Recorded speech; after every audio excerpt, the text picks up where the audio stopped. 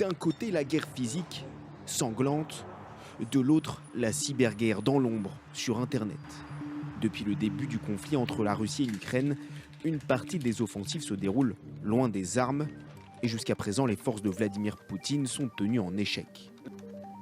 Car c'est une vraie armée qui s'est organisée.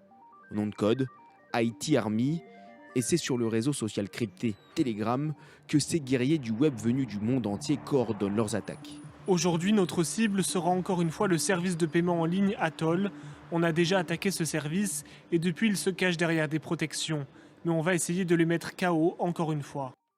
L'IT Army, qui a été construite à l'appel du président Zelensky et qui regrouperait à peu près 260 000 personnes. Les chiffres fluctuent et varient, évidemment, et qui, normalement, doivent aller uniquement sur certaines cibles.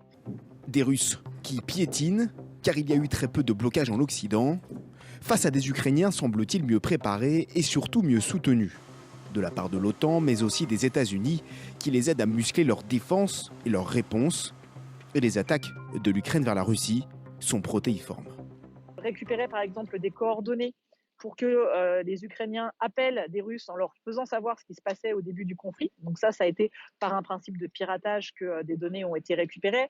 Hacker des chaînes de télévision et des plateformes, l'équivalent de Netflix, dirons-nous, en Russie, pour diffuser des images de la guerre qui se déroulait en Ukraine.